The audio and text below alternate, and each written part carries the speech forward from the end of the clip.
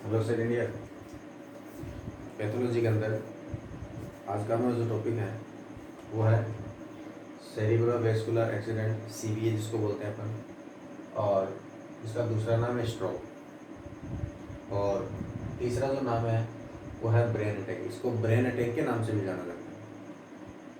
ठीक है, इसका जो मतलब होता है, जो मीन होता है वो क्या होता है, देखना कि स्ट्रोक इज defined as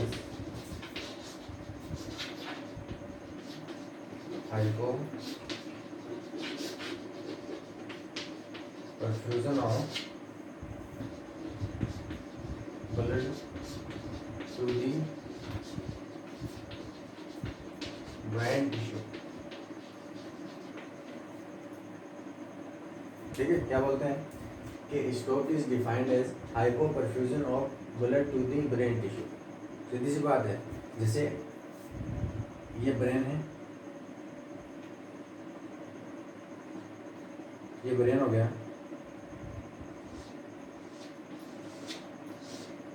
और ब्रेन में ये पेरिफेरल क्या होते हैं, टिश्यूज होते हैं। हमारे पास ये टिश्यूज हैं, और इन टिश्यूज को यहाँ पे ब्लड सप्लाई हो रखी है। देखो यहाँ पे एक वर्ड आया आपका परफ्यूजन। परफ्यूजन मीन्स क्या होता है? देखो परफ्यूजन मीनिंग जो होता है परफ्यूजन का, वो एक्चुअली में क्या होता है कि कोई भी बॉडी ऑर्गन है और कोई भी पर्टिकुलर टिश्यूज हैं, जैसे मान के चलो ये है, ये एरिया जो है, इस एरिया के अंदर यहाँ पे पर्टिकुलर टिश्यूज अवेलेबल है। इनको जिस रेंज से ब्लड सप्लाई हो रही है, जिस रेंज से इनको ब्लड सप्लाई हो रही है, वो जो है वो कंडीशन है, वो एक्चुअली में नॉर्मली अपन बोलते हैं परफ्यूजन की condition, that is normal. Perfusion means normal है। अब यहाँ पे अगर एक्चुअली में जो डिमांड के अकॉर्डिंग यहाँ पे अगर ब्लड सप्लाई न हो, सपोज करो 2 लीटर चाहिए लेकिन आधा लीटर ही जा रहा है, तो ये जो कंडीशन आती है वो आती है आपकी हाइपो परफ्यूजन के अंदर। ठीक है, तो hypoperfusion of blood to the brain tissue. अगर ब्रेन टिश्यू जो है इनको अगर प्रॉपर ब्लड सप्लाई नहीं हो रखी हो, तो क्या होगा कि जैसे मान के चलो यहाँ ब्लड सप्लाई प्रॉपर है, लेकिन यहाँ से ऑब्स्टेक हो गई, और यहाँ से ऑब्स्टेक होने के बाद में यहाँ आगे वाले जो टिश्यूज हैं उनको ब्लड सप्लाई नहीं जा रही है। अब उनको ब्लड सप्लाई अगर नहीं जा रही है, मीन्स यहाँ के जो टिश्यूज हैं दे विल स्टार्ट टू नेक्रोट और इन्फ्राक्स। ठीक है, इन्फ्राक्शन यहाँ पे होना स्टार्ट हो जाएगा। Infarction mean death of cell, death of tissue. ठीक है, अगर सिंगल सेल की बात करूँ तो नेक्रोसिस, और अगर मैं पर्टिकुलर टिश्यूज की बात कर रहा हूँ तब वहाँ पे आपका इन्फ्राक्शन आएगा। समझ में आया? अब एक्चुअली में है तो नेक्रोसिस ही, लेकिन नेक्रोसिस यहाँ पे किस टाइप का आपको देखने मिलेगा ब्रेन के अंदर? वो मिलेगा आपको लिक्विफेक्टिव नेक्रोसिस। लिक्विफेक्टिव नेक्रोसिस।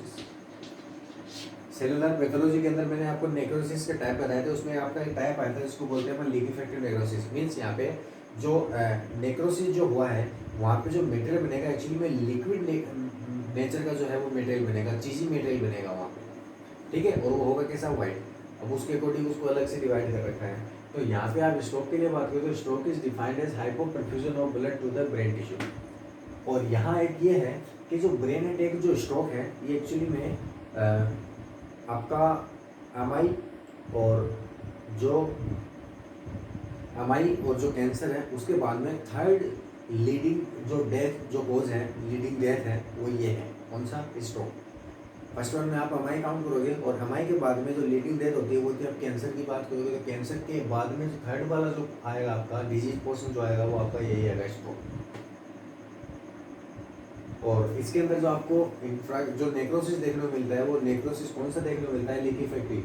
ठीक है, और इसके अंदर मैंने आपको लिखवाया है कि लिक्विफेक्टिव नेक्रोसिस जो है वो एक्चुअली में सीएनएस जो टिश्यूज हैं वहाँ पे आपका अवेलेबल होता है। समझ में आया? ठीक है, नेक्स्ट वन, इसका जो मोस्ट कॉमन कॉज है किसका? ब्रेन अटैक का, स्ट्रोक का, वो है एथेरोस्क्लेरोसिस। एथेरोस्क्लेरोसिस। एथेरोस्क्लेरोसिस मीन्स जो ब्लड वेसल्स हैं उन ब्लड वेसल्स में प्लेक फॉर्मेशन, फैटी प्लेक है, उसका क्या हो जाता है? फॉर्मेशन हो जाता है। वो फॉर्मेशन होने से क्या होगा? जो ल्यूमेन है, ब्लड वेसल्स की जो ल्यूमेन है वो ल्यूमेन क्या हो जाएगी, कम हो जाएगी। जैसे मान के चलो अगर नॉर्मली ये जो ल्यूमेन है ब्लड वेसल की वो एक्स है, ठीक है। अब जैसे एथेरोस्क्लेरोसिस हुआ, यहाँ जो ल्यूमेन है वो क्या हो जाएगी, x/2 मीन्स इसकी तुलना में आधी हो गई वो।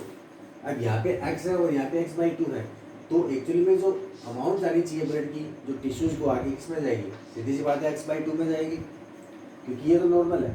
तो इसमें अगर एथेरोस्क्लेरोसिस कंडीशन आ जाएगी, तो एथेरोस्क्लेरोसिस से क्या होता है, सीधी बात है ल्यूमेन कम होती है।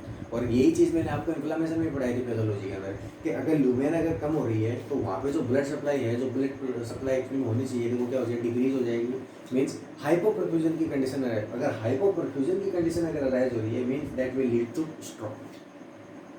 समझ में आया? चलो ठीक है। अभी जो इसको क्लिनिको पैथोलॉजी के अकॉर्डिंग जो स्ट्रोक है, इसको 2 टाइप से डिवाइड कर रखा है, ठीक है। फर्स्ट वन तो है स्लो प्रोग्रेस, फर्स्ट वन जो है वो है स्लो प्रोग्रेस।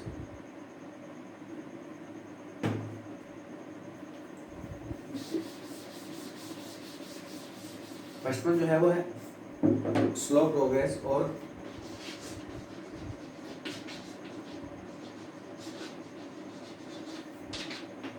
देखो एक्चुअली में जो स्ट्रोक है, इस स्ट्रोक से पहले आपके वार्निंग साइन भी आते हैं, ठीक है, जिसको मिनी स्ट्रोक बोलते हैं।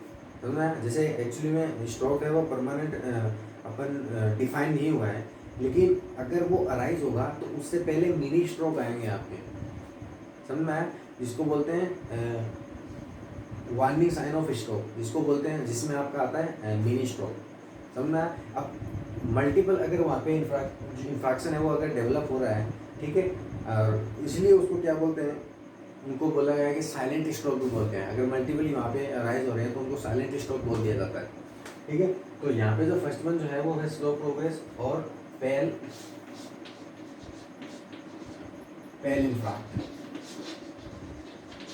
ठीक है। स्लो प्रोग्रेस है और पेल इंफ्राक्ट है। और सेकंड वन जो है वो है रैपिड प्रोग्रेस और रेड इंफ्राक्ट, ठीक है। और ये जो दोनों टाइम है इनको अपन कल डिस्कस करेंगे।